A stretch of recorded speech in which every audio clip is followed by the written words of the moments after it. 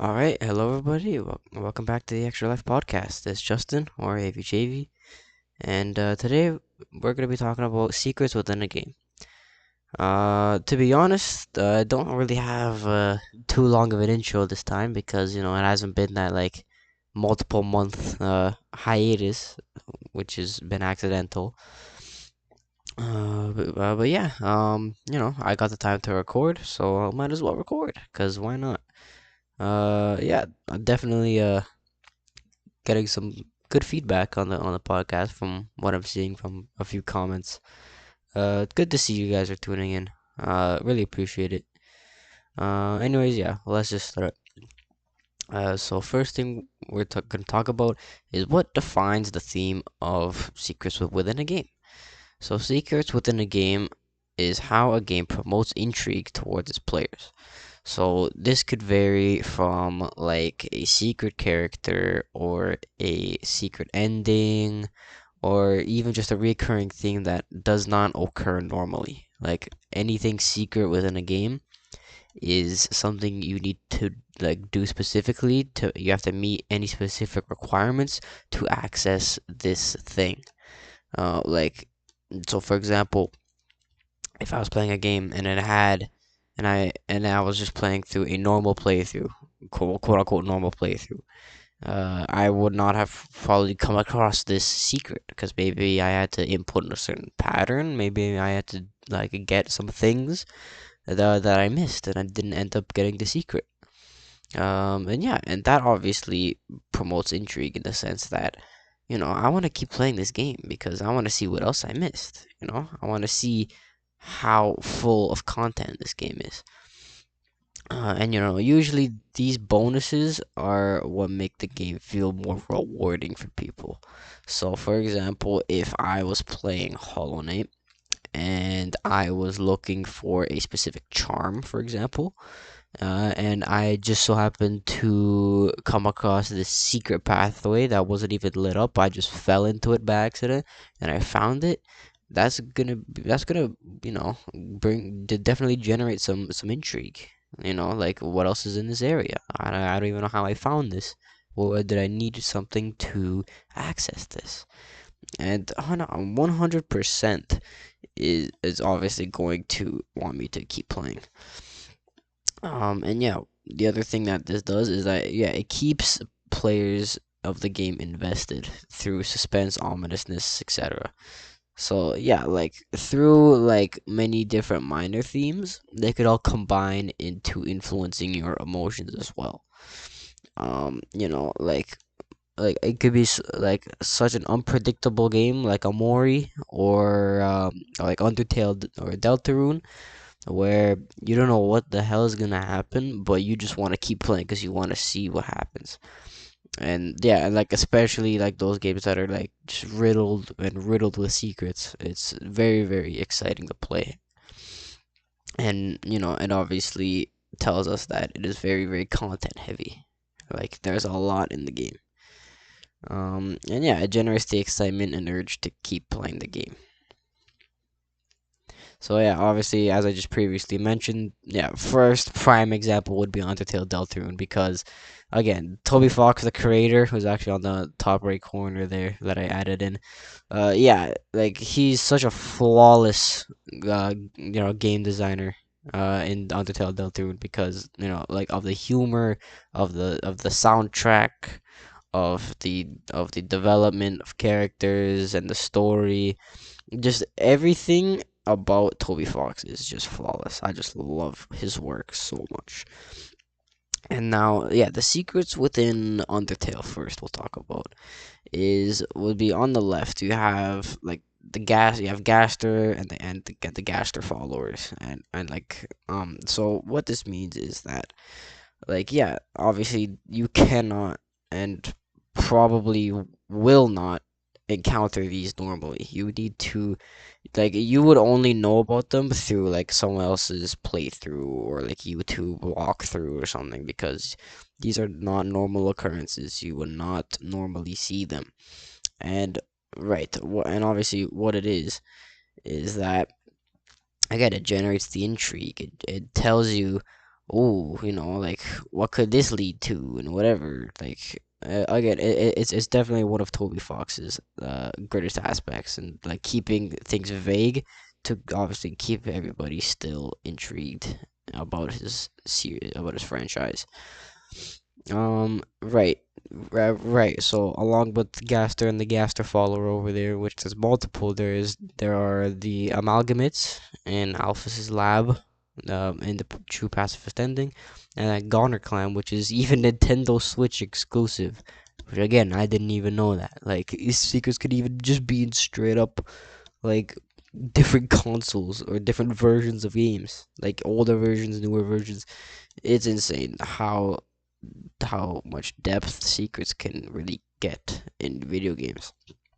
Now, yeah, obviously these little like grayed out characters as a whole is like again, they're not really normal occurrences. You need to ensure that you need to do these specific steps. You need to like befriend these certain people and make sure you did this one other thing that's one off, and then boom, you'll like you could see them. Like and yeah, like again, like sometimes it's not even a process either. Sometimes it could literally just be luck based. Yeah, like the things that Undertale does is something called the fun value, where every single save file you load up is it generates a number from 1 to 100. Depending on the number, you'll get certain events. And yeah, like you don't even need to do anything. It's crazy. It's how much depth Toby Fox can input secrets. And yeah, right. Moving on from Undertale to Deltarune. Yeah, Deltarune has their two secret bosses in Chapter 1 and 2. They have Jevil and Spamton Neo. Right. Obviously, what you need to do is you need to like visit these secret locations and then talk to them and then obviously see what they say and what you need to do to free them is what they say. And then yeah, obviously you end up fighting them and then you get a really really good piece of armor and they drop a probably big heavy lore bomb at the end. Which is also vague, leaves definitely a lot more questions than answers. But again, it's a Toby Fox game, so expect that. And yeah, like even in chapter 2 with Spamton Neo's like area and like the shady basement of the Queen's mansion, you have like these plugs on the wall that could just randomly attack you. But like, oh, if you stand idle for like a short amount of time, like before they attack you, they'll just like yeah, like in that picture is like they'll just look at you and smile, like in which yeah, and yeah, again, like Undertale Delta was supposed to be this whole lighthearted, funny banter game. But no, it can be cryptic and even scary at times. Because again, that's what the creator is even capable of. It's really, really crazy. And yeah, like that little pluggy. So like, I literally just figured out, like I want to say a week ago, and chapter three's been out for years. Yeah, again, it's very, very, very good. And yeah, like again, one more thing that Deltarune has is the secret red tree like you could only access like you could only access in well, I mean, you can access these in both chapters, chapter 1 and 2, but like depending on what room you're in, if you keep going back and forth, you'll end up seeing this tree, and supposedly there's a man behind it, and then he offers you an egg, and then you bring it back to the overworld, and it stays the same, and then you place it in this random spot. Whatever it means, we never know. Hopefully in the future it could be something of very, very great value. But right now, it is as great as a mystery as everything else is in that game. Super, super cryptic. Um, and yeah, again, Toby Fox games on the Tale Deltarune, very, very, very secret heavy. Definitely would recommend. Now, now, obviously, I didn't put too much for Omori on the slides because, again, pretty much the entire game is pretty much a spoiler. But yeah, Omori has like the secret characters, the places, and the different endings. Um, so yeah, like the characters, as in yeah, like you like yeah, the secret characters are mostly in the secret places as well. Like yeah, like yeah, like that little something ghost. Like yeah, yeah, again, it's not even a secret. It just pops up somewhere out of nowhere, then it just vanishes as soon as you see it. Again, yeah, like that generates like the fear aspect of the game and how it could intrigue you to, keep playing. Like, how yeah, how it scares you the game, how more it gets its psychological horror title. And yeah, like again, even its named locations like the abyss over there, again, it's only accessible if you do this specific thing from the first morning all the way to every other morning, because when you do the thing for the first morning, it affects every single other day. So yeah, like even if you miss one opportunity, you may not even get it again unless you start a new save file, which is again goes to show how in depth secrets can be in a really really well written game. And that is just again, it's insane to me. It's something I envy, honestly. Love games that are just full of them like that. And yeah, again, Omori is also known for its endings. It has like a lot of endings. I think I want to say there's like 10 plus endings. Some of them being kind of like very very slight changes, but still like very very impactful. Like yeah, like the endings obviously depict on how the characters like fend off for like the future. And yeah, obviously depending on how well and how like positive or negative the characters end up becoming. Um, yeah, and yeah, again, a more really really well written game. Definitely, again, like probably my favorite game in the sense that yeah, again, like very very well written, very very good, like very very good with secrets, and being cryptic, 100%. And yeah, something I haven't even talked about on the podcast yet somehow is the FNAF series, like Prime FNAF series, which in my opinion would be like the Click Team era. So like FNAF 1, 2, like Ultimate Custom Night. And yeah, like one thing that FNAF does is the reoccurring secret of Golden Freddy. Um, Again, yeah, what obviously what a reoccurring secret is that like a secret could happen in this case in FNAF 1. FNAF 1 were first introduced to Golden Freddy as this weird apparition that appears very rarely in your office, and then he crashes your game if you wait too long. Again, like what it led to, we never knew. And then FNAF 2, we saw him again, and obviously that got everyone way, way too excited, in my opinion. I mean, again, I'm not opposed to it. I was one of those people. But yeah, we saw Gold Freddy again, and everyone was up in arms. Like, oh, what does this mean for the story? What does this mean for like going forward in the series? Like these secrets can occur in multiple of the different games of the same franchise. It all at the end of the day, it does all depend on how the creator writes their games and how they want it to progress. But yeah, again, Golden Freddy is again like also because FNAF is a scary game. The secrets in it can be like a lot more emotionally impactful in the sense that they can be scary, like Golden Freddy. Like if you're randomly playing the game and you see Golden Freddy, you're terrified out of your mind. Like I mean, I would. I don't know. I don't know if anyone else would, but yeah. Uh, yeah. I say yeah. Most of these examples on the sliders are from FNAF 2 because yeah, like again, even like the second game of the entire franchise, insane with secrets. Like you have Shadow Bonnie and Shadow Freddy. They don't even do anything at all. But sometimes when you flip your monitor down, you just get Shadow Bonnie in your office just because, like, just because, Scott Cawthon is insane at writing.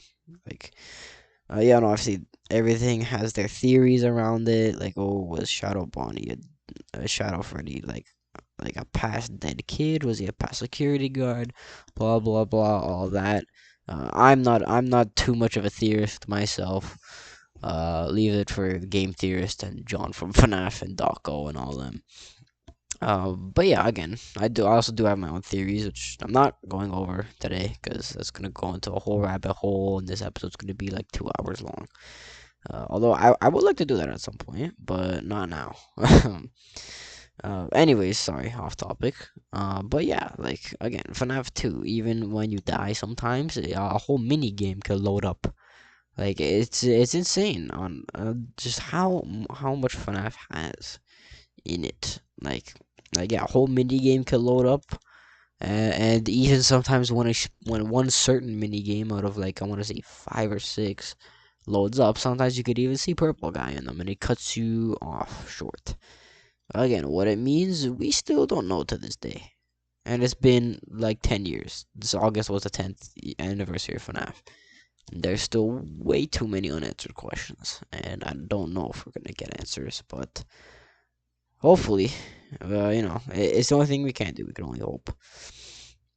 And yeah, I want to say probably my like one of, if not my favorite secret of the entire franchise of FNAF is the FNAF 3 secret loading screens where you see like a Springtrap like taking the animatronic head off and seeing, and you're like, able to see like the dead corpse inside that is just piloting the suit, obviously being William Afton, because he can't die, he always comes back, all that. But I want to say this is probably like the goriest we've seen FNAF, which is like William Afton or Purple Guy's decaying body in Springtrap. Like even his actual model, like it shows like all these tendrils and organs and veins like throughout the animatronic. But in these secret loading screens, like you could load up the game, you could like fail a night, and sometimes like these could pop up. Like you could like yeah, again, like you could see him trying to take off the mask, and yeah, it's showing the dead body inside. Like like literally, like his brain and his mind is just completely crushed. He's literally just like veins and like a skull and a pair of eyes in there, just stuck in that suit. And ironically, that was the suit that he would use for the murders and all that. But yeah, again, really goes to show that secrets have very, very strong value to them, in the sense that if the creators know what they're doing and how they're writing their game franchises and how they are executed, like FNAF. Like every single secret in FNAF is pretty scary, in the sense that again, it's not supposed to happen. You're not supposed to see these on a normal playthrough. But yeah, when you do see them, they're scary because again, not only because FNAF is supposed to be a scary franchise, just because of the fact that these secrets, they're not supposed to happen. They're hard to get, and yeah, like the secrets themselves are pretty scary. Like again, going back to the FNAF reloading screen that you see of William Afton trying to take the mask off, and seeing that it's just seeing his dead body in there. It's just insane, crazy, crazy to think about. But yeah, honestly, secrets within a game, very, very, very content heavy stuff. In terms of writing and even just playing the game. In the sense that, yeah, again, like every time you see a secret, you're like, okay, I want to keep going. I want to keep playing the game.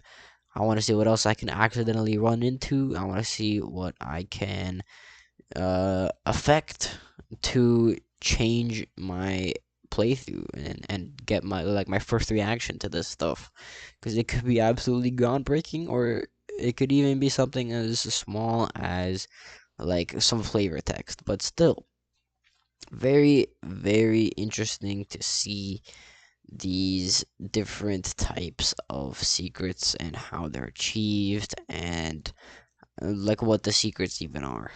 Very, very interesting to see in these games. And yeah, again, like any game could do it. It's not even doesn't even need to be like a mainstream game like any of these. But yeah, definitely 100%. Very, very, very surprising in the sense that it wants you to keep playing. It wants you to figure out how, like, and what you could do to find probably even more secrets that could branch off of something. Um, yeah, at the end of the day, we all just want to play the game. We want to see as much as we can and what we could possibly do to get every single thing we can out of the game. Anyways, yeah, that's probably gonna be it for me, for now. Yeah, sorry if today was a shorter episode. I didn't even see how long I was recording. Um, but yeah, I'd say it was a good episode. Really, really glad I was able to find time. And I'm glad it didn't even take too long from the last episode either. So yeah, I mean, yeah, for me, that is another theme off the old bucket list. Because again, I still have I still have a lot of themes I want to do. But yeah, I still have like 20 plus themes I still want to do, and hopefully I can get to them. Um, and yeah, I'd say that's it for this episode. Thanks for tuning in, everybody.